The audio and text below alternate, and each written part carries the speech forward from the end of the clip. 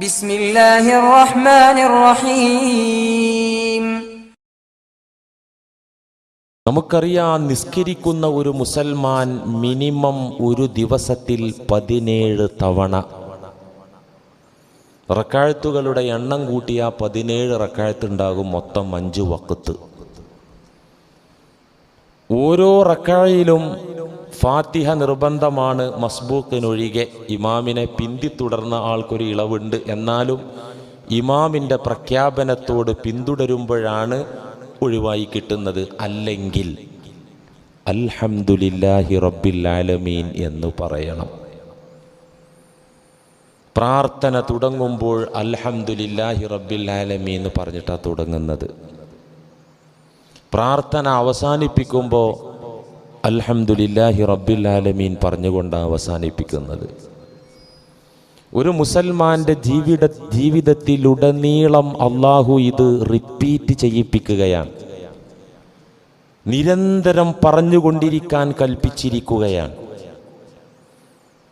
എന്തിനാണ് അള്ളാഹു ഇതിങ്ങനെ ആവർത്തിക്കാൻ, പറയിപ്പിക്കാൻ, പറഞ്ഞുകൊണ്ടിരിക്കാൻ കൽപ്പിച്ചത്? എന്തിനൊരു മുസൽമാൻ ഈ വിശുദ്ധ വചനം ജീവിതത്തിൻ്റെ വിവിധ ഘട്ടങ്ങളിലൊക്കെ പറഞ്ഞുകൊണ്ടിരിക്കണം? നിസ്കാരത്തിലും അല്ലാതെയും എന്തിനാണിത് പറയുന്നത്? തഅലീമുല്ലാഹി തആല ഇയ്യാക ബിതഅലീമിഹി വഅളമതിഹി.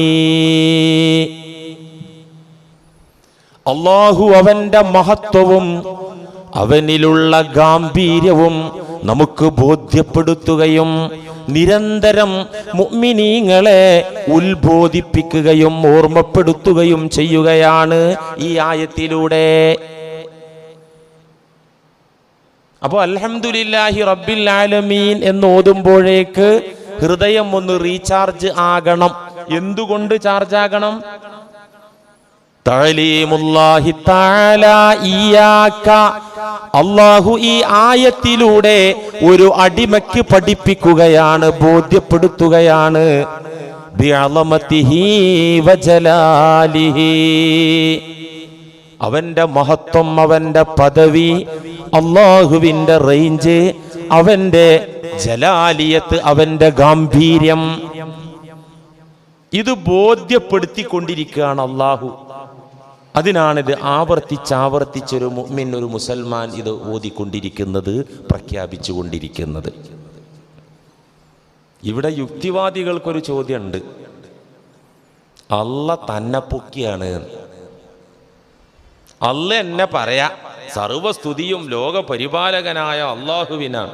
ഇത് ഖുർആനിൽ മാത്രമല്ല കേട്ടോ, ബൈബിളിൽ നിങ്ങൾ സുവിശേഷ പ്രസംഗത്തിലൊക്കെ കേട്ടിട്ടുണ്ടാവുമല്ലോ, അത്യുന്നതങ്ങളിൽ ദൈവത്തിന് സ്തുതി.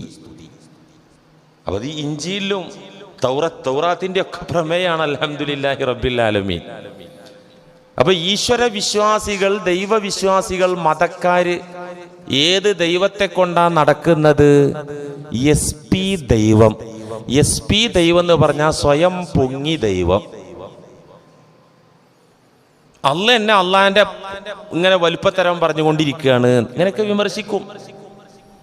വാസ്തവത്തിൽ സ്വയം പൊങ്ങൽ ഇവിടെയില്ല. ആക്ഷേപാർഹമായ പൊങ്ങല്, പൊക്കമില്ലാത്തവർ പൊക്കം നടിക്കലാണ് ആക്ഷേപാർഹമായ സ്വയം പൊങ്ങൽ, തന്നെ പൊക്കിത്തരം. അനവസരത്തിൽ ഒരാളെ മഹത്വം വിളമ്പല്, ആവശ്യമില്ലാത്ത ഘട്ടത്തിൽ തൻ്റെ മഹത്വം പറയല്, അല്ലെങ്കിൽ ഇല്ലാത്ത മഹാത്മ്യങ്ങൾ വിളിച്ചുകൂവൽ, ഇതൊക്കെയാണ് തന്നെ പൊക്കി മോശപ്പെട്ട സ്വഭാവം. ഇത് പരമയാഥാർത്ഥ്യമാണ്. ഇപ്പൊ ഞാൻ നിങ്ങളെ മുമ്പാകലെ ഇവിടെ ജോലി ചെയ്യുന്ന സ്ഥിതിക്ക് റൂമിൽ ഒരാൾ വന്നു, ഉസ്താദ് എവിടെയും ചോദിക്കുമ്പോൾ ഞാനാണ് ഇവിടുത്തെ ഖത്തീബ്. അയാളെ കാര്യങ്ങൾ നടക്കണമെങ്കിൽ പറയേണ്ടി വരും, ഇല്ലേ? ഞാൻ നാട്ടിൽ പോയിട്ട് പറയാണ് 12,000 കുടുംബമുള്ള മൂവാറ്റുപുഴ സെൻട്രൽ ജമാഅത്തിന്റെ ഖത്തീബാണ് ഞാൻ എന്ന് പറഞ്ഞാൽ എവിടെ ജോലി എന്ന് വെച്ചാൽ മൂവാറ്റുപുഴ എന്ന് പറയാന്നല്ലാണ്ട് അത് പറയുമ്പോൾ അനവസരത്തിലുള്ള മഹത്വം വിളിച്ചു കൂവലാണത്. അത് SP, സ്വയം പൊങ്ങിത്തരാണ്. അള്ളാഹു ഞാൻ റബ്ബുൽ ആലമീനാണ്, അതുകൊണ്ട് നിങ്ങളൊക്കെയും എന്നെ സ്തുതിക്കണം, സർവരുടെയും സ്തുതിക്ക് അർഹനായിട്ടുള്ളവൻ ഞാനാണ് എന്ന് അള്ളാഹു പരിചയപ്പെടുത്തുമ്പോൾ അതൊരു പരമാർത്ഥം മാത്രമാണ്. അത് ഒരല്പം കൂടുതലുമില്ല, അത് കുറഞ്ഞു പോയിട്ടുമില്ല. കൃത്യമായ അളവിൽ അള്ളാഹു ആ പരമാർത്ഥം പടപ്പുകൾക്ക് ബോധ്യപ്പെടുത്തുകയാണ്. പൊക്കമില്ലാത്തവൻ പൊങ്ങാൻ നോക്കിയാൽ ഉള്ള പൊക്കത്തിനും ഡാമേജ് വരും. അങ്ങനെ ഉണ്ട്. നിലവിൽ സമൂഹം ആ വ്യക്തിക്കൊരു വലിയ മാർക്കറ്റൊക്കെ കൊടുത്തിട്ടുണ്ടാവും. ഇയാളുടെ ഈ വാക്ക് കേട്ടാൽ ഉള്ള മതിപ്പും ആ മഹത്വം ജനങ്ങള് അത് ഇല്ലാതെ പോകും, അവരെ മനസ്സെന്നത് നഷ്ടമായി പോകും. ഇവിടെ അതല്ല സംഭവിക്കുന്നത്. അള്ളാഹു പരമാർത്ഥം വേണ്ടുന്ന അളവിൽ പരമസത്യം മുഅ്മിനീങ്ങളെ ബോധ്യപ്പെടുത്തുകയാണ്. മനുഷ്യരായ നാം നമുക്കിടയിലുള്ള സംസാരത്തിലൊക്കെ ഇടക്ക് പറയുന്ന ചില പരിചയപ്പെടുത്തലുകൾ ഉണ്ടല്ലോ. ചില മഹത്വങ്ങൾ പറഞ്ഞുകൊണ്ട് നാം ഇടയ്ക്കിടെ സംസാരത്തിനിടയിൽ പരിചയപ്പെടുത്തുന്ന ഒരു രീതി സാർവത്രികമായി നമുക്കിടയിലുണ്ട്. ഒരാൾ മറ്റേ ആളോട് പറയാണ്, എൻ്റെ മകൻ SI ആണ്, പോലീസ് ഉദ്യോഗസ്ഥനാണ്, അല്ലെങ്കിൽ ജഡ്ജിയാണ്, അല്ലെങ്കിൽ ഞാൻ MA ആണ്, അല്ലെങ്കിൽ എനിക്ക് വിദേശത്ത് ഒന്നിലധികം ഷോപ്പിംഗ് കോംപ്ലക്സുകളുള്ള ആളാണ് ഞാൻ, അല്ലെങ്കിൽ എൻ്റെ വാപ്പ പള്ളി പ്രസിഡന്റ് ആയിരുന്നു. ഇന്നൊരാൾ കല്യാണത്തിന് പോയപ്പോൾ കല്യാണ പന്തലിനകത്ത് വെച്ച് ഞാൻ പരിചയപ്പെട്ടു, സലാം പറഞ്ഞു, എന്താ പേര് എന്ന് ചോദിച്ചപ്പോൾ പിന്നെ ആ പേര് പറഞ്ഞിട്ട് അദ്ദേഹം എന്നോട് പറഞ്ഞത്, എൻ്റെ വാപ്പ പ്രസിദ്ധമായ ഇന്ന പള്ളിയിൽ, പള്ളി ഞാൻ പറയില്ല, അപ്പോൾ കള്ളി പൊളി, പ്രസിദ്ധമായ ഇന്ന പള്ളിയിൽ 20 കൊല്ലം പ്രസിഡന്റായി നിന്ന ആളാണ് എൻ്റെ വാപ്പ, ഒരു 5 വർഷം പഞ്ചായത്ത് പ്രസിഡന്റും ആയിട്ടുണ്ട്. ഇയാൾക്ക് അതിനെന്തോലൊക്കെ ഒന്നുമില്ല. അപ്പൊ വാപ്പാന്റെ കാര്യം പറഞ്ഞ്, മക്കളെ കാര്യം പറഞ്ഞ്, അല്ലെങ്കിൽ സ്വന്തം മഹത്വങ്ങൾ പറഞ്ഞ് പരസ്പരം പരിചയപ്പെടുത്തുന്ന ഒരു രീതി നമുക്കിടയിലുണ്ടല്ലോ. നല്ലതോ ചീത്തയെന്നുള്ളത് വേറെ ചർച്ച, അങ്ങോട്ട് പോണില്ല. ഇത് കേൾക്കുന്ന ശ്രോതാവിന് ഇതുകൊണ്ട് എന്താ കാര്യമുള്ളത്? എൻ്റെ വാപ്പ പള്ളി പ്രസിഡന്റ് ആയിരുന്നു, അല്ലെങ്കിൽ എൻ്റെ വാപ്പ പഞ്ചായത്ത് പ്രസിഡന്റ് ആയിരുന്നു, ഇപ്പോൾ മരിച്ചു പോയിട്ട് 8 കൊല്ലായി. ഇപ്പൊ ഉണ്ടെങ്കിലും തർക്കമില്ല. എന്നത് കേട്ടാ കേൾക്കുന്നവന് പഞ്ചായത്ത് പ്രസിഡന്റ് ആണെങ്കിൽ വല്ല ഫയലും ശരിയാക്കാണ്ടെങ്കിൽ നടക്കും. മരിച്ചിട്ട് 8 കൊല്ലം ആയിട്ടുണ്ട്. പിന്നെ ഈ വിവരണത്തിൽ, ഈ പരിചയപ്പെടുത്തലിൽ കേൾക്കുന്ന ആൾക്ക് എന്താ കാര്യമുള്ളത്? പറയുന്ന ആൾക്ക് എന്താ കാര്യമുള്ളത്? പറയുന്ന ആൾ ഈ പറയുന്ന വാക്കിന്റെ പൊരുള്, ഈ വാക്കുകൊണ്ട് അയാൾ ഉദ്ദേശിക്കുന്നത് എന്താണ്? ഞാൻ ആദരവിനർഹനാണ്. ഈ പറഞ്ഞ ക്വാളിറ്റി ഒന്നുകിൽ ഡയറക്റ്റ് ആയിട്ട് എനിക്കുള്ള യോഗ്യത, അല്ലെങ്കിൽ എൻ്റെ മക്കൾക്ക്, എൻ്റെ മകനുള്ള, അല്ലെങ്കിൽ പിതാവിനുണ്ടായിരുന്ന പണ്ടുണ്ടായിരുന്ന ഈ മഹത്വം നീ മനസ്സിലാക്കണം.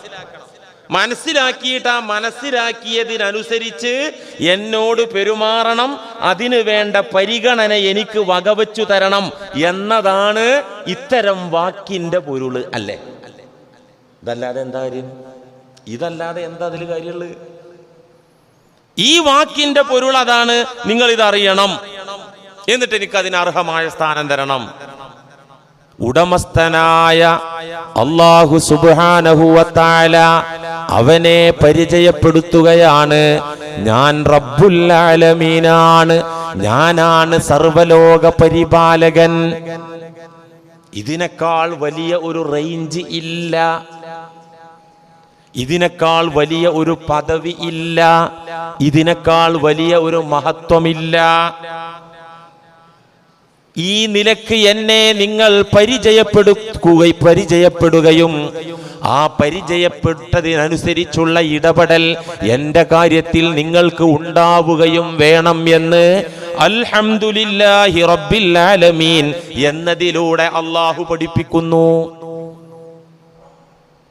മഹത്വം ഏതൊരാളുടെയും ഏതൊരു വസ്തുവിൻ്റെയും മഹത്വം ഉൾക്കൊള്ളലാണ് പ്രധാനം. മഹത്വം അറിഞ്ഞാൽ, ഒരു വ്യക്തിയുടെ മഹത്വം അറിഞ്ഞാൽ, ഒരു വസ്തുവിന്റെ മഹത്വം അറിഞ്ഞാൽ, അറിഞ്ഞു കഴിഞ്ഞാൽ അതിനെ മാനിക്കും, അതിനെ ആ വ്യക്തിയെ ആദരിക്കും, ആ വസ്തുവിനെ മാനിക്കും എന്നത് തീർച്ചയാണ്. അതിന് പ്രത്യേക വഴലിന്റെ ആവശ്യം പിന്നല്ല. ഇപ്പൊ സ്വർണം അതൊരു വിലയുള്ള സാധനമാണ് എന്ന് എല്ലാവർക്കും അറിയാം. എന്നിട്ട് വഴല് പറയാ സ്വർണം എന്ന് പറയുന്നത് അത് സൂക്ഷിക്കേണ്ട വിധം സൂക്ഷിക്കണം എന്ന് വഴല് പറയേണ്ട ആവശ്യമുണ്ടോ? സ്വർണം എന്താണ് കൊച്ചുകുട്ടികളോട് പറയേണ്ടി വരും, തിരിയാത്ത കുട്ടികളോട്. തിരിയുന്ന ആള് സ്വർണം എന്ന് പറഞ്ഞ സാധനത്തിന്റെ വില അറിയുന്ന ആളോട് അതിനെ മാനിക്കണമെന്നും പരിഗണിക്കണമെന്നും സൂക്ഷിക്കണമെന്നും പ്രത്യേകം പറയേണ്ടി വരുമോ? ഇല്ല. എന്താ കാരണം? സ്വർണത്തിന്റെ വില അറിയാം. ഇതുപോലൊരു വ്യക്തിയുടെ മഹത്വം ആരറിഞ്ഞോ ആ വ്യക്തിയെ പരിഗണിക്കണം കേട്ടോ എന്ന് വഴന്നു പറയണ്ട. പ്രധാനമന്ത്രിയാണ് മുഖ്യമന്ത്രിയാണെന്ന് പരിചയപ്പെടുത്തിയാൽ മതി. അതറിഞ്ഞു കഴിഞ്ഞാൽ ആ അധികാരിയോടുള്ള പരിഗണന അറിഞ്ഞവർ കൊടുക്കും. പിന്നെ ബഹുമാനിച്ചോളൂട്ടോ എന്ന് പറയേണ്ട ആവശ്യമില്ല. ഇതിന്റെ പിന്നില് പരിഗണന നഷ്ടപ്പെടുന്നത് വസ്തുവിനായാലും വ്യക്തിക്കാണെങ്കിലും അള്ളാഹുവിന്റെ കാര്യത്തിലാണെങ്കിലും പടപ്പുകൾ പരിഗണിക്കാതിരിക്കുന്നത്, മാനിക്കാതിരിക്കുന്നത് അതിൻ്റെ വിലയും നിലവാരവും അറിയാത്തത് കൊണ്ട് തന്നെ. അതിൻ്റെ നിലവാരം, അതിൻ്റെ മഹത്വം അറിഞ്ഞില്ലേ മൈൻഡ് ചെയ്യൂല. അറിഞ്ഞോ മൈൻഡ് ചെയ്യും. ഒരു നാട്ടിലൂടെ വഴിയിലൂടെ രണ്ടു പേരിങ്ങനെ നടന്നു പോവാണ്. ഒരാൾ ആ നാട്ടുകാരനാ, തദ്ദേശീയനാണ്, ആ നാട്ടുകാരനാ. മറ്റേ ആൾ അതിഥിയാണ്, പുറം നാട്ടിൽ നിന്ന് സുഹൃത്തായ ഈ നാട്ടുകാരനെ കാണാൻ വന്ന ആളാണ്. അപ്പൊ ഒരു അതിഥിയും നാട്ടുകാരനും തൻ്റെ നാട്ടിലൂടെ ഇങ്ങനെ വഴിയിലൂടെ നടന്നു പോകുമ്പോൾ ഓപ്പോസിറ്റ് ഒരു നാടൻ കാക്ക, ഒരു ലോക്കൽ ഇക്ക ഇങ്ങനെ ഓപ്പോസിറ്റിൽ ഇങ്ങനെ വന്നു. ആ ഇക്ക ഈ രണ്ടുപേരോട് സലാം പറഞ്ഞു. അങ്ങനെയുള്ള മര്യാദ ഒരാള് രണ്ടാളോടാ പറയേണ്ടത്. സലാം പറഞ്ഞപ്പോ നാട്ടുകാരനായ വ്യക്തി വഅലൈക്കുമുസ്സലാം വറഹ്മത്തുള്ളാഹി വബറകാതുഹു, ഹാജിയരെ എന്തൊക്കെയുണ്ട് വിശേഷം, സുഖല്ലേ, കണ്ടിട്ട് കുറച്ച് നാളായാലും ഒക്കെ കുശലാന്വേഷണം. കൂടുള്ള വിരുന്നേറിന് ഇത് ഏതാ സാധനം തിരിഞ്ഞില്ല, വലൈഹിസ്സലാം. അത്ര അവിടെ നിർത്തി. ആ ഫർളായ മടക്കല് മാത്രം മടക്കിയിട്ട് അവിടെ സ്റ്റോപ്പ് ചെയ്തു. ആ നാടൻ ഇക്കാക്ക അങ്ങനെ നടന്നുപോയി അദ്ദേഹത്തിന്റെ ലക്ഷ്യത്തിലേക്ക്. നാട്ടുകാരനും കൂട്ടുകാരനും മുന്നേറി മുന്നോട്ട് ഇങ്ങനെ നടന്നപ്പോ റോഡിന്റെ രണ്ട് സൈഡിലും വമ്പൻ ബിൽഡിങ്ങുകള്, വലിയ മാളുകള്, അമ്പരച്ചുംബികളായ സൗധങ്ങള്. അപ്പൊ നാട്ടുകാരൻ കൂട്ടുകാരനോട് പറയാ, ഈ ലെഫ്റ്റും റൈറ്റും കാണുന്ന ഈ മഹാ കെട്ടിടങ്ങൾ ആരതാന്നറിയോ? വിരുന്നേരം പറഞ്ഞു അറിയില്ല. ഇപ്പൊ നമ്മൾ കണ്ടില്ല നാടൻ കാക്ക, 5 പൈസക്ക് വില മതിക്കാത്ത കാക്ക നമ്മളോട് സലാം പറഞ്ഞ അങ്ങേരതാ. ഓഹോ അങ്ങേരതാ. അങ്ങനെ അവര് രണ്ടാളും അപ്പുറത്ത് സാധനം മേടിക്കാൻ പോയതേന്ന്, നാട്ടുകാരനും കൂട്ടുകാരനും. സാധനം മേടിച്ച് തിരിച്ചിങ്ങനെ വന്നപ്പോ പഴയ കാക്കണ്ട് വീണ്ടും ഓപ്പോസിറ്റ് വരുന്നു. അപ്പൊ വിരുന്നേരം കയറിയിട്ട് അസ്സലാമു അലൈക്കും കയ്യൊക്കെ കൊടുത്തിട്ടെ, അറിഞ്ഞിട്ടുണ്ടായില്ല കേട്ടോ, പരിചയപ്പെട്ടു, മനസ്സിലായില്ല, പിന്നെ തിരിഞ്ഞത് എന്നൊക്കെ. നേരത്തെ ഈ ബഹുമാന ആദരവ് ഉണ്ടായില്ല, ഇപ്പം അതുണ്ടായി. എന്തേ കാരണം? അപ്പോഴാണ് മനസ്സിലായത് അയാളെ മഹത്വം. ഇതൊക്കെ സാധാരണ നമുക്കിടയിൽ നടക്കുന്ന ഏർപ്പാടാണ്. അതിനാണ് ഈ ഉദാഹരണം പറഞ്ഞത്. ഇത് നടന്നതുമാണ്, ഞാൻ അതും പറഞ്ഞുതരാം. അപ്പോ ഒരാളുടെ മഹത്വം ഉൾക്കൊണ്ടോ മനസ്സിലായോ മാനിക്കും പരിഗണിക്കും എന്നതുറപ്പാൻ. ഇപ്രകാരം ഏതൊരുവൻ അല്ലാഹു റബ്ബുൽ ആലമീനാണെന്ന് തിരിച്ചറിഞ്ഞുവോ, ലോകങ്ങളായ ലോകങ്ങളുടെയൊക്കെയും ഉടമസ്ഥനും സൃഷ്ടാവും നിയന്താവും പരിപാലകനും അല്ലാഹു മാത്രമാണ് എന്ന് ഏതൊരുവൻ തിരിച്ചറിഞ്ഞുവോ ആ വ്യക്തി അല്ലാഹുവിനെ മാത്രമാണ് മാനിക്കുക, ആ വ്യക്തി അല്ലാഹുവിനെ മാത്രമാണ് പരിഗണിക്കുക. ശിർക്ക് ഇങ്ങോട്ട് പോണം. ശിർക്ക് വരുന്നതിൻ്റെ ഇടയിലൊക്കെ ശിർക്ക് കയറും. ഓ അവനുള്ളത് കൊണ്ട് അവിടെ ശരിയായി, ഇവനുള്ളത് കൊണ്ട് ഇവിടെ ശരിയായി, അതുള്ളത് കൊണ്ട് സെറ്റപ്പായി, അതില്ലാത്തതുകൊണ്ട് അത് കുളമായി, ഇതൊക്കെ ശിർക്ക. അത് ഒറ്റക്ക് പൊങ്ങി വരൂല.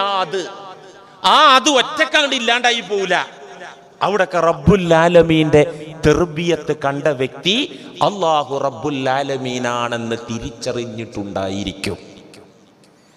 ഏതൊരാൾ അല്ലാഹു റബ്ബുൽ ആലമീനാണെന്നറിഞ്ഞുവോ സകല ലോകങ്ങളുടെയും അധിപനും നിയന്താവും പരിപാലകനും ഉടമസ്ഥനും അതിനെ ചലിപ്പിക്കുന്നവനും എൻ്റെ അള്ളയാണ് എന്ന് ഏതൊരു മനുഷ്യൻ തിരിച്ചറിഞ്ഞുവോ, ആ തിരിച്ചറിഞ്ഞവൻ മാത്രമേ അള്ളാഹുവിനെ മാനിക്കുകയുള്ളൂ, പരിഗണിക്കുകയുള്ളൂ.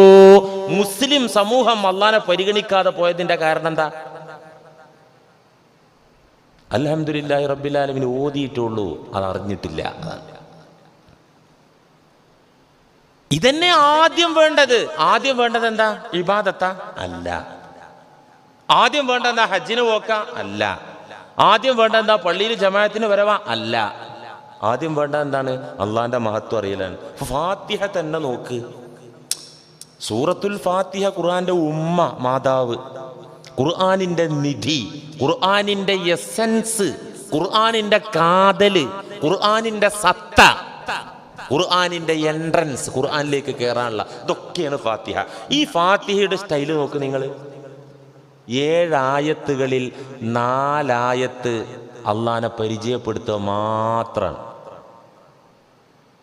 എന്നിട്ട് പിന്നെ ഇബാദത്തിന്റെ കേസ് പറഞ്ഞിട്ട് വീണ്ടും അള്ളാനെ പരിചയപ്പെടുന്ന വഴിയിലേക്ക് എത്തിക്കാനുള്ള ദുആയാണ്. പിന്നെ എന്ത്? 7 ആയത്താണ് സൂറത്തുൽ ഫാത്തിഹയിൽ ഉള്ളത്. അതിന്റെ തുടക്കത്തിലുള്ള 4 ആയത്തും റബ്ബിനെ പരിചയപ്പെടുത്തുന്ന പണി മാത്രമാണ്. ബിസ്മില്ലാഹിർ റഹ്മാനിർ റഹീം പരിചയപ്പെടുത്തലാണ്. അൽഹംദുലില്ലാഹി റബ്ബിൽ ആലമീൻ പരിചയപ്പെടുത്തലാണ്. അർ-റഹ്മാനിർ റഹീം അള്ളാഹനെ പരിചയപ്പെടുത്തലാണ്. മാലികി യൗമിദ്ദീൻ അള്ളാഹുവിനെ അറിയിച്ചു തരലാണ്. അള്ളാഹുവിനെ കുറിച്ച് അള്ളാഹു തന്നെ പഠിപ്പിച്ചു തരികയാണ്. എന്നിട്ട് പിന്നെ ഇബാദത്തിന്റെ കേസ് പറയാൻ ഒരായത്ത് മുഴുവല്ല. ഇബാദത്തിന്റെ കാര്യം പറയാൻ ഒരായത്ത് മുഴുവല്ല, അരായത്ത്. ഇയ്യാക നഅ്ബുദു വ ഇയ്യാക നസ്തഈൻ ഞങ്ങളൊക്കെയും ആരാധിക്കുന്നത് നിന്നെ മാത്രം എന്ന പ്രഖ്യാപനം ഒരു ആയത്തിന്റെ പകുതി മാത്രമേ ഉള്ളൂ. പിന്നുള്ളത് നിന്നോട് സഹായം ചോദിക്കുന്നവരാണ് ഞങ്ങൾ, അതിന് പറ്റിയവനാണ് നീ.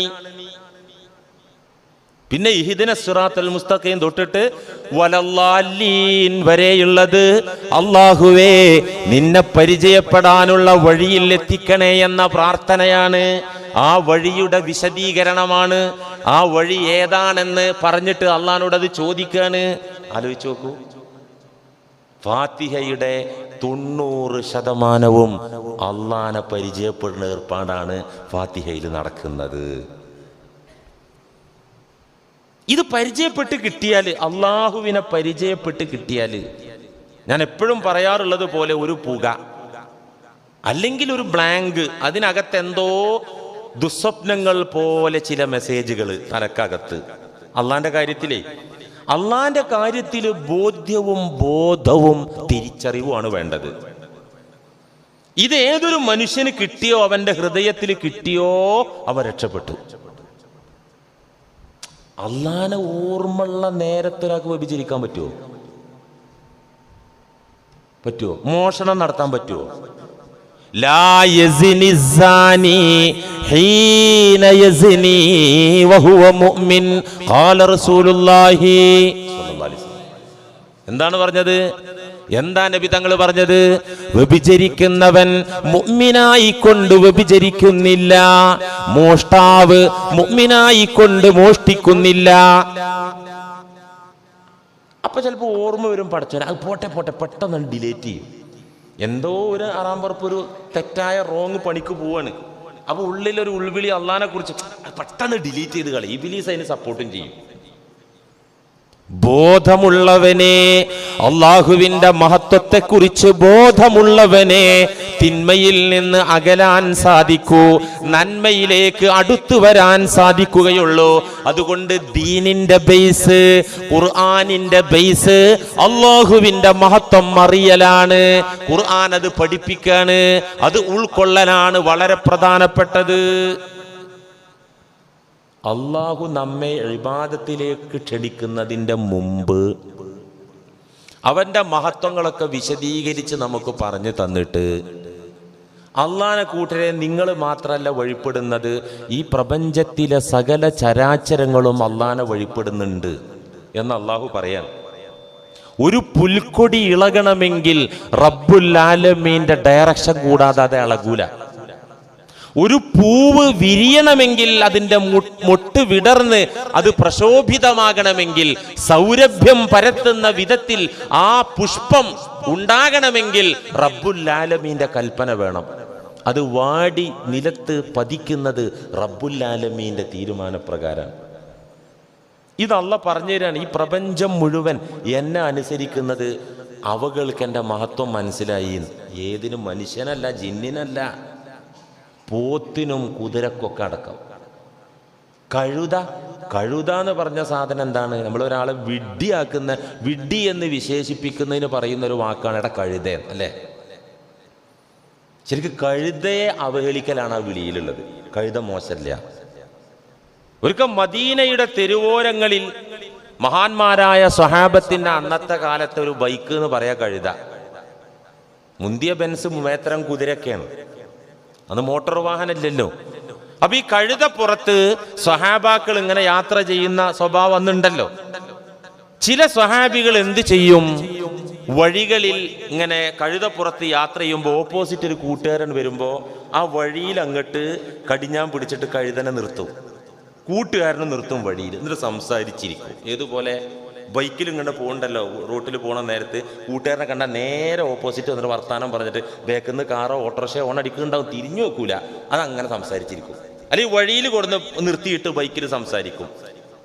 ഇതൊരു സ്വഭാവമാണ്. അപ്പോ കഴുതപ്പുറത്തിരുന്ന് അങ്ങാടികളിൽ, വഴിയോരങ്ങളിൽ കഴുതയുടെ പുറത്തിരുന്ന് സംസാരിക്കുന്നത് നബി സല്ലല്ലാഹു അലൈഹി വസല്ലമ കണ്ടു.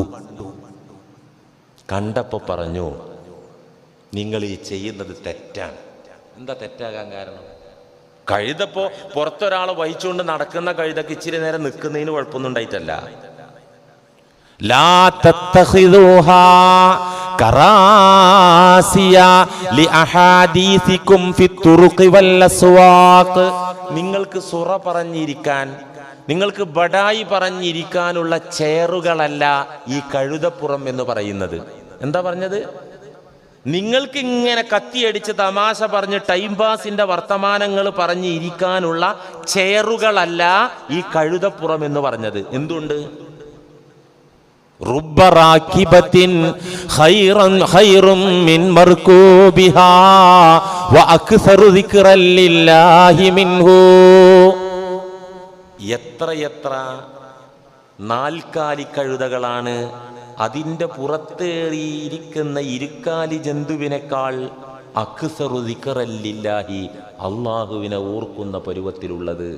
എന്നുവെച്ചാൽ പുറത്തിരിക്കുന്ന ഈ 2 കാലിൽ നടക്കുന്ന മൃഗം അള്ളാനെ ഓർമ്മിക്കൂല.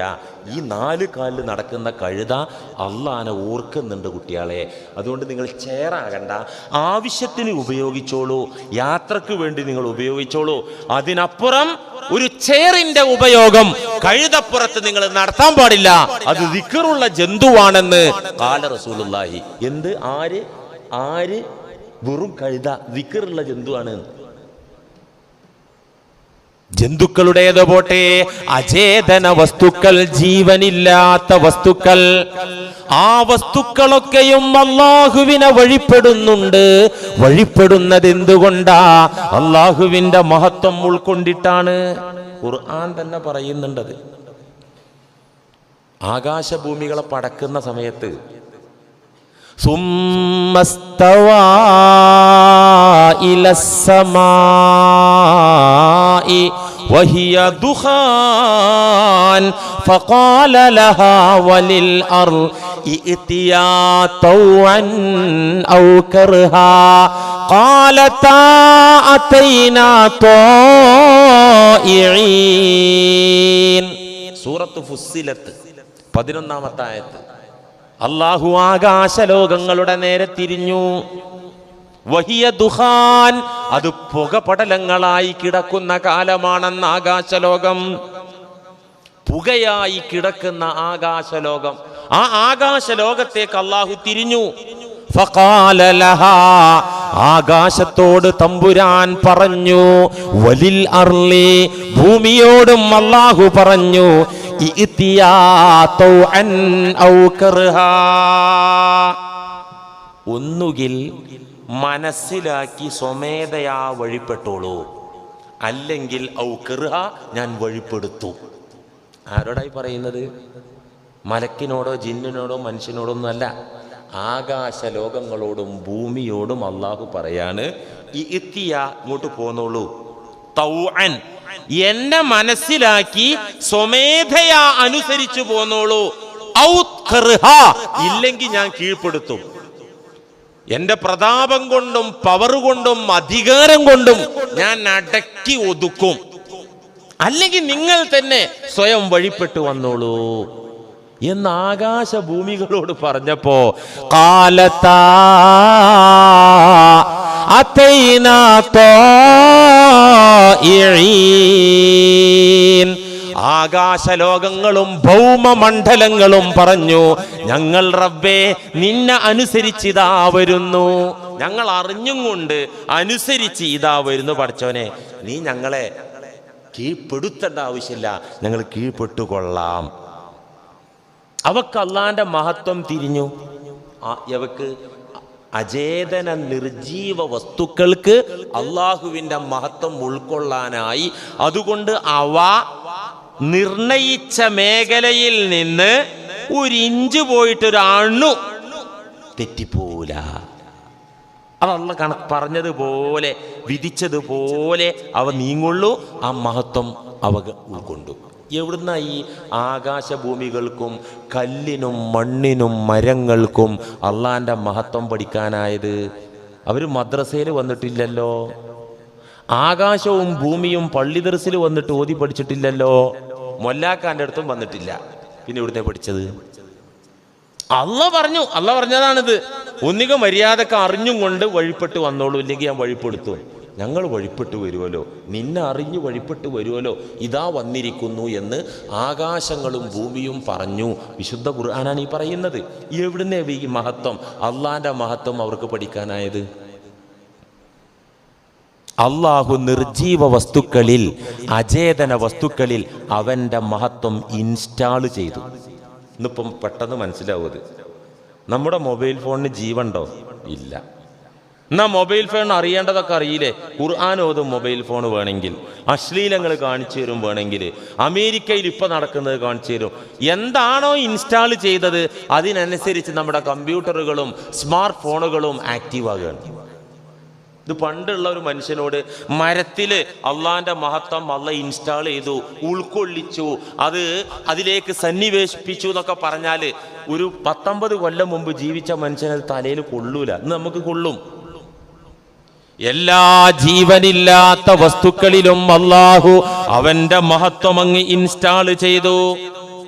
അതുകൊണ്ട് തന്നെ അചേതന വസ്തുക്കൾ, നിർജീവ വസ്തുക്കൾ സുബ്ഹാനല്ലാഹ് അൽഹംദുലില്ലാഹ് എന്ന് പ്രഖ്യാപിച്ചു കൊണ്ടിരിക്കുന്നു എന്നും ഖുർആൻ വെളിപ്പെടുത്തുന്നു. അവകൾ നിസ്കരിക്കുന്നുണ്ട്, അവകൾ സുജൂദ് ചെയ്യുന്നുണ്ട്. അങ്ങനെ കണ്ട ഖുർആനിലുണ്ട്.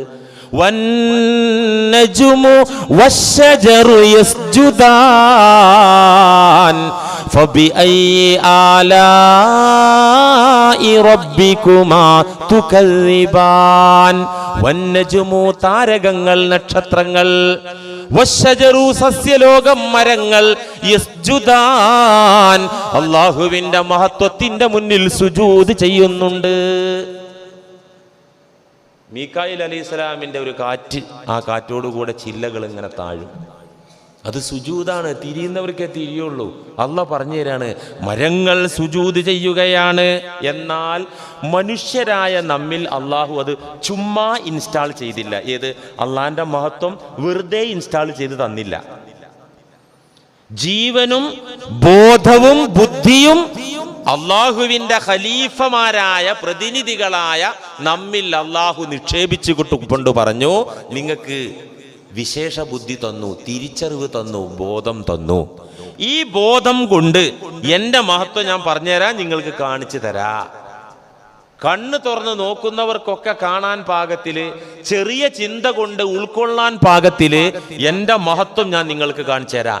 അത് കണ്ടും കേട്ടും അറിഞ്ഞും നിങ്ങൾ നിങ്ങളുടെ ഹൃദയമായ ഹാർഡ് ഡിസ്കിൽ നിങ്ങൾ അത് ഇൻസ്റ്റാൾ ചെയ്യണം എന്ന് അല്ലാഹു സുബ്ഹാനഹു വ തആല. ഈ സൗകര്യങ്ങൾ ഉണ്ടായിട്ടും റബ്ബുൽ ആലമീൻ അൽഹംദുലില്ലാഹി റബ്ബിൽ ആലമീൻ എന്ന് ഓതിയിട്ട് ആ ഓതിയേടത്ത് എത്താതെ അള്ളാന്റെ തെർബിയത്ത് അറിയാത്ത ഒരു മനുഷ്യന്റെ അവസ്ഥ പാറക്കല്ലിനേക്കാൾ കഷ്ടമാണ്. മരത്തേക്കാൾ ആ മനുഷ്യൻ മോശമാണ്. വിശുദ്ധ ഖുർആൻ പറഞ്ഞല്ലോ, ചില പാറകൾ മനുഷ്യരുടെ ഹൃദയങ്ങൾ പാറയേക്കാൾ കടുത്തു പോവുകയും പാറക്കല്ലുകളെക്കാൾ മോശപ്പെട്ടതാവുകയും ചെയ്യും. എന്തുകൊണ്ടെന്നാൽ ചില പാറക്കല്ലുകൾ അള്ളാഹുവിനെ പേടിക്കുന്നുണ്ട്. ഇത് മൊല്ലാക്ക പറഞ്ഞതല്ല, ഖുർആൻ പറയുന്നതാണ്. ചില കല്ലുകൾ അള്ളാഹുവിനെ പേടിക്കുന്നുണ്ട്, ഭയക്കുന്നുണ്ട്. ثم قست قلوبكم من بعد ذلك فهي كالحجارة أو أشد قسوة. ഇസ്രായേലി മക്കളുടെ അധപതനം ഓർമ്മപ്പെടുത്തി, ആ ചരിത്രത്തെ ഓർമ്മപ്പെടുത്തിക്കൊണ്ട് അള്ളാഹു പറയുന്നൊരായത്താണിത്. സുമ്മ ഖസത് ഖുലൂബുക്കും. ഇസ്രായേലിയര് യാക്കൂബ് നബി അലൈഹിസ്സലാമിന്റെ സന്താന പരമ്പര. അവരിലാണ് ഏറ്റവും കൂടുതൽ നബിമാർ വന്നത്. എന്തേ കാരണം? ഏറ്റവും അധപതിച്ചവർ അവരായിരുന്നു. ഏറ്റവും അധികം ഡോക്ടർമാർ എവിടെ വേണ്ടത്? ഏറ്റവും അധികം രോഗികളിലോടത്തല്ലേ വേണ്ടത്? ഇസ്രായേലി സമൂഹം ചരിത്രത്തിന്റെ പല ഘട്ടങ്ങളിലും തകരുകയും അധമന്മാരായി പോവുകയും ചെയ്തിട്ടുണ്ട്. ആ ചരിത്രം നബി സല്ലല്ലാഹു അലൈഹി വസല്ലമ തങ്ങളിലൂടെ അള്ളാഹു വെളിപ്പെടുത്തുകയാണ്. സുമ്മ ഖസത് ഖുലൂബുക്കും മിൻ ബഅദി ദാലിക. പിന്നെയും നിങ്ങളുടെ ഹൃദയങ്ങൾ കടുത്തു പോയിട്ടുണ്ട്, ഡ്രൈ ആയി പോയിട്ടുണ്ട്. ഫഹിയക്കൽ ഹിജാറ, പാറക്കല്ല് പോലെ, ഔ അശദ്ദു ഖസ്വ, പാറക്കല്ല് പോലെയുമല്ല, അതിനേക്കാൾ കടുത്തുപോയി. അവരൊക്കെ ചരിത്രം തഫ്സീറിലൊക്കെ കാണാം. ഇപ്പൊ സൂറത്തുൽ ബഖറ വലിയ ഒരു അധ്യായമാണല്ലോ, സൂറത്താണല്ലോ. ഏത്? സൂറത്തുൽ ബഖറ. അതിലെന്താ ഈ ബഖറ? പശു പരാമർശം എന്താണ് അതിനകത്തുള്ളത്? ഒരു ചരിത്ര സംഭവമാണ്. ഞാനിപ്പോൾ ആ ചരിത്രം വിശദീകരിക്കുകയല്ല, ചുരുക്കി പറയാം എൻ്റെ കാതലായ വശം മാത്രം. എങ്ങനെ സൂറത്തുൽ ബഖറ ഉണ്ടായത്? ബഖറ ഒരു പശുവിൻ്റെ ചരിത്രമുണ്ട്. മൂസാ നബി അലൈഹി സ്വലാമിൻ്റെ കാലത്ത് ഒരാൾ മറ്റൊരാളെ കൊന്നു. കൊലയാളി രാത്രിയുടെ ഇരുളിൽ കൊന്നുപോയി, പിടിക്കാൻ കിട്ടിയില്ല. കൊലപാതകം മനുഷ്യൻ ആദ്യ മനുഷ്യൻ അബുൽ ബഷർ മനുഷ്യ പിതാവിൻ്റെ മക്കൾ തമ്മിൽ തന്നെ കൊല നടത്തി. ഇപ്പം ഇന്ത്യയിൽ ഇന്ന് വൈകുന്നേരത്തെ വാർത്ത,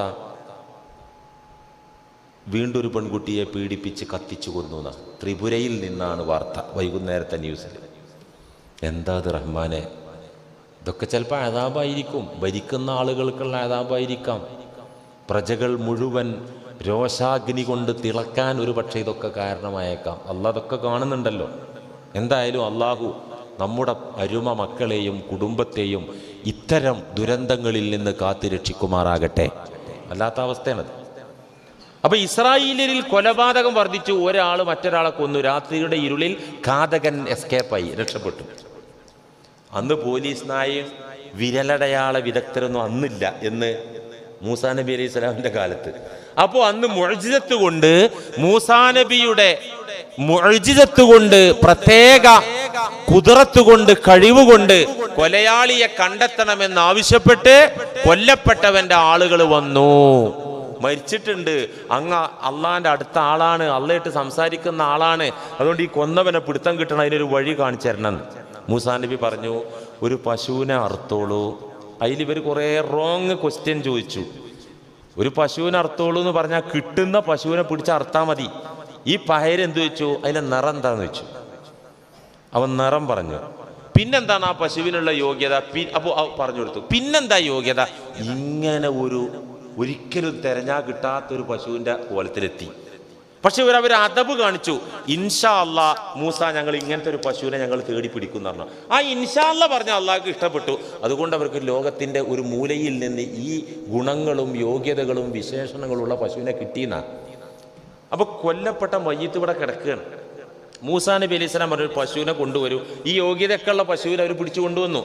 അതിനെ അറുത്തിട്ട് അതിൻ്റെ വാല് മുറിച്ചെടുത്തിട്ട് ആ വാല് കൊണ്ട് ഈ മയ്യിത്തിൽ അടിക്കുക. ആ ആള് പറഞ്ഞു തരും ആരാ കൊന്നത്. ഇതാണ് സൂറത്തുൽ ബഖറ. ഇസ്രായേലര് ആ പശുവിനെ അറുത്ത അതിന്റെ വാല്, ഇബ്നു അബ്ബാസ് റളിയല്ലാഹു അൻഹു വലിയ ഖുർആൻ പണ്ഡിതനായ സ്വഹാബിയാണല്ലോ, അദ്ദേഹം പറയുന്നുണ്ട്, ലമ്മാ ദുരിബ ബി ബഅലിൽ ബഖറത്തി, അറുക്കപ്പെട്ട പശുവിന്റെ ശരീരഭാഗം കൊണ്ട് ഈ വധിക്കപ്പെട്ട കൊല്ലപ്പെട്ട വ്യക്തിയുടെ മയ്യിത്തിൽ അടിച്ചപ്പോൾ അദ്ദേഹം ആ മയ്യിത്തിൽ എണീറ്റിരുന്നു. ഫഖീല ലഹു, അവിടെ വട്ടം കൂടിയ ആളുകൾ ചോദിച്ചു, മൻ ഖതലക, ആരാടാ നിന്നെ കൊന്നത്? അദ്ദേഹം പറഞ്ഞു, ഖതലനി ബനു അഖീ,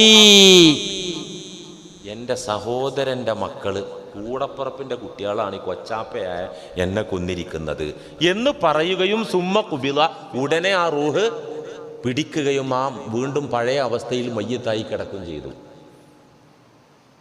കൃത്യമായിട്ട് പറഞ്ഞു, ബനു അഖീ, എൻ്റെ സഹോദരൻ്റെ മക്കളാണ് എന്നെ കൊന്നത് എന്ന് ഇയാൾ ജീവിച്ച് പറഞ്ഞ് വീണ്ടും വീണപ്പോ ഫഖാല ബനു അഖീഹി, ഇവര് പറഞ്ഞു, ഈ സഹോദരന്റെ പുത്രന്മാര് പറഞ്ഞു, വല്ലാഹി മാ ഖതൽനാഹു, ഇയാൾ നുണ പറഞ്ഞതാണ്. ഇത്ര വലിയ ദൃഷ്ടാന്തം.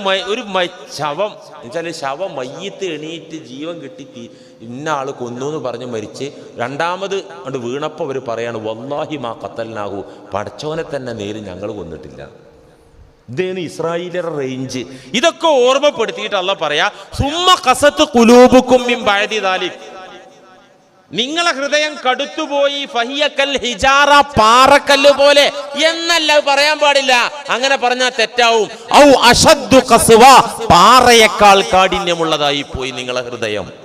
എന്നിട്ട് അല്ലാഹു പറയാണ്, വ ഇന്ന മിനൽ ഹിജാറതി ലമാ യതഫജ്ജറു മിൻഹുൽ അൻഹാർ, പാറകളിൽ ചില പാറകളുണ്ട്, ആ പാറക്കെട്ടുകളിൽ നിന്നാണ് അരുവികൾ പുറപ്പെടുന്നത്, പുഴകൾ പുറപ്പെടുന്നത്. അങ്ങനെ ഈ പുഴകളുടെ പുറപ്പാട് സ്റ്റാർട്ടിംഗ് പോയിന്റ് നോക്കിയാൽ ചിലപ്പോൾ ചില പാറക്കെട്ടുകളായിരിക്കും, അതിൻ്റെ ഉള്ളിൽ നിന്നായിരിക്കും ഈ വെള്ളം വരുന്നത്. പാറകളിൽ ചില പാറ, ലമാ തതഫജ്ജറു മിൻഹുൽ അൻഹാർ, ആ പാറക്കൂട്ടങ്ങളിൽ നിന്ന്, പാറക്കെട്ടുകളിൽ നിന്ന് അരുവികൾ പുറപ്പെടാറുണ്ട്. വ ഇന്ന മിൻഹാ ലമാ യശഖഖു ഫയഖ്റുജു മിൻഹുൽ മാ, ചില പാറകൾ പിളർന്നാൽ അതിൽ നിന്ന് വെള്ളം വരും. നല്ല മണ്ണ്, വളക്കൂറുള്ള മണ്ണ്, കിണർ വെട്ടി താഴ്ത്തി അടഞ്ഞ പാറ, ഇനിയിപ്പോൾ എന്താ ചെയ്യാ? അപ്പൊ നമ്മളെന്താ പറയാ, ഇച്ചിരി പൊട്ടിച്ചു നോക്കുക, വെള്ളം കിട്ടുന്നു ഉണ്ടാവും അല്ലേ? ചില പാറകൾ പിളർന്നു കഴിഞ്ഞാൽ ഫയഖ്റുജു മിൻഹുൽ മാ, കാരുണ്യത്തിന്റെ നീരുറവ ആ പാറക്കെട്ടിന്റെ പാറകളുടെ അടുക്കുകളിൽ നിന്ന് വരും. അങ്ങനെ പറണ്ട്. വ ഇന്ന മിൻഹാ ലമാ യഹ്ബിതു മിൻ ഖശിയത്തില്ലാഹ്, ചില പാറകളുണ്ട് പർവ്വതങ്ങളുടെ മുകൾ ഭാഗത്ത് നിന്ന് അല്ലാഹുവിനെ പേടിച്ച് ഉരുണ്ടു വീഴുന്ന പാറകൾ. ഖുർആനാണ് ഈ പറയുന്നത്. ലമാ യഹ്ബിതു, ഉരുണ്ടു വീഴുന്നു. എന്തുകൊണ്ട്? തോട്ട വെച്ച് പൊട്ടിച്ചിട്ടല്ല, കരിമരുന്ന് പ്രയോഗം കൊണ്ടല്ല, മിൻ ഖശിയത്തില്ലാഹ്, അള്ളാഹുവിനെ പേടിച്ചിട്ട് ചില പാറകൾ താഴേക്ക് ഉരുണ്ടു വരുന്നുണ്ട്. അള്ളാഹു പറയാൻ, ഈ കല്ലുകൾക്ക് ഈ ഖശിയത്തോടെ കിട്ടി മൊല്ലാക്കാൻ്റെ അടുത്ത് പഠിച്ചതല്ല, അത് അള്ളാഹു ആ കല്ലുകളിൽ ഇൻസ്റ്റാൾ ചെയ്തതാ. അങ്ങനെയുണ്ട്, ഖുർആനാണ് ഇപ്പം പറഞ്ഞത്. റൂഹുല്ലാഹി ഈസാ അലൈഹിസ്സലാമിന്റെ ചരിത്രത്തിൽ കാണാം. ഈസാ അലൈഹിസ്സലാം ഒരു യാത്രാ മധ്യേ ഒരു നാട്ടിലൂടെ ഇങ്ങനെ നടന്നു പോകുമ്പോൾ ഒരു കല്ല് കരയുന്നത് കണ്ടു. കല്ല് കരയാന്ന് പറഞ്ഞാൽ ചിലപ്പോൾ കല്ലിൻ്റെ ചെറിയ ഗ്യാപ്പിലൂടെ ഇങ്ങനെ ഉറവ് വരുന്നത് കണ്ടപ്പോൾ അതിൻ്റെ ഉള്ളിലുള്ള രഹസ്യം പ്രവാചകനായ ഈസാ അലൈഹിസ്സലാമിന് അള്ളാഹു കാണിച്ചു കൊടുത്തതായിരിക്കും. അല്ലാതെ എന്ന് പറഞ്ഞിട്ട് ഏങ്ങിക്കരഞ്ഞോളണമെന്നൊന്നുമില്ല. അങ്ങനെയും സംഭവിക്കാട്ടോ. മുത്ത് റസൂല് ഖുതുബ ഓതിയിരുന്ന ഒരു ഈത്തപ്പന കുറ്റി ഉണ്ടായിരുന്നല്ലോ മദീനത്തെ പള്ളിയിൽ. ബുഖാരിയുടെ ഹദീസാണത്, മുസ്ലിങ്ങളൊക്കെ അംഗീകരിക്കുന്ന ഹദീസാണ്. ആ ഈത്തപ്പന കുറ്റി പോരാതെ വന്നപ്പോൾ ഒരു മിമ്പറിന് ഓർഡർ ചെയ്തു അല്ലേ? ആ ചരിത്രം നിങ്ങൾ കേട്ടിട്ടുണ്ടാവും. മിമ്പറിന് ഓർഡർ ചെയ്ത് പുത്തൻ മിമ്പർ വന്ന് പുത്തൻ മിമ്പറിലേറി ഖുതുബ ഓതിക്കൊണ്ടിരിക്കുമ്പോ കൊച്ചുകുട്ടി നവജാത ശിശുവിന്റെ കരച്ചില് പോലത്തെ സൗണ്ട് മദീനത്തെ പള്ളിയുടെ ഒരു മൂലയിൽ നിന്ന് കേൾക്കുകയാണ്. സ്വഹാബത്തൊക്കെ ഇവിടെ പുള്ള വന്നോ? ഇത്ര ചെറിയ പുള്ള ഇവിടെ ഉണ്ടോ? നോക്കുമ്പോ ആ ഈത്തപ്പന കുറ്റി തേങ്ങലടിച്ച് കരയാണ്. ഇങ്ങനെയൊക്കെ നടക്കാം, സൗണ്ടും വരാം. എന്താവട്ടെ, ഈസാ അലൈഹിസ്സലാം കണ്ടത് ഈ കല്ല് കരയുന്നതാണ്.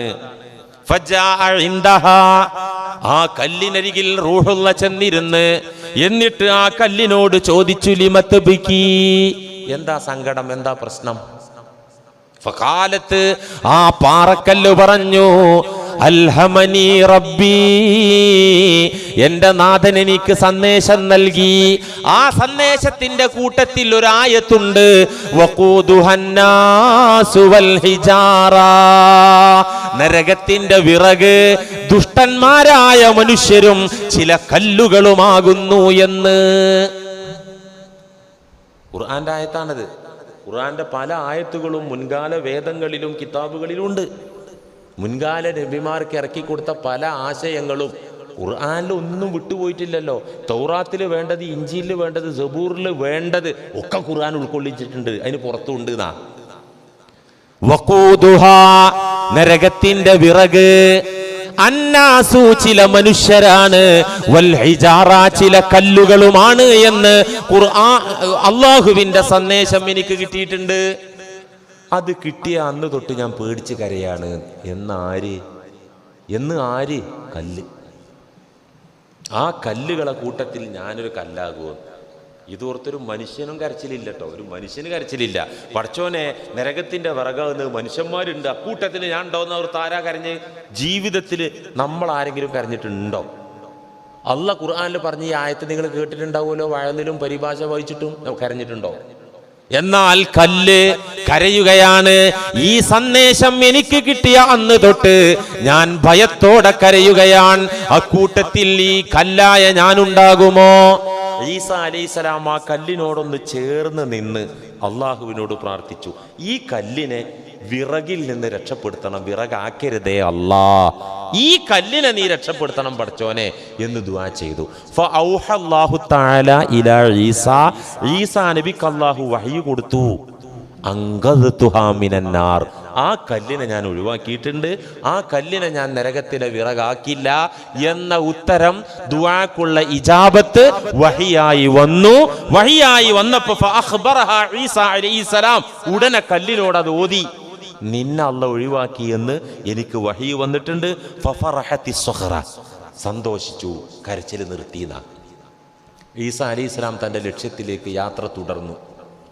കുറേ മാസങ്ങൾ കഴിഞ്ഞ്, അന്നൊക്കെ മാസങ്ങളാണല്ലേ യാത്ര, മാസങ്ങൾ കഴിഞ്ഞ് യാത്ര തിരികെ വരുമ്പോൾ, യാത്ര തിരിച്ചു പോരുമ്പോൾ ആ സ്ഥലത്തെത്തി. ഒരു കരയുന്ന കല്ലിനെ കാണുകയും അള്ളാഹുവിനോട് ദുആ ചെയ്ത് ആശ്വസിപ്പിക്കുകയും ചെയ്ത കല്ലിൻ്റെ അരികിൽ തിരിച്ചെത്തിയപ്പോൾ ഓർമ്മ വന്നു, ഒരു കല്ലുണ്ടായിരുന്നല്ലോ ഇവിടെ, ഒന്ന് കാണാൻ കൊതിയായി. ആർക്ക്? ഈസാ അലൈഹിസ്സലാമിന്.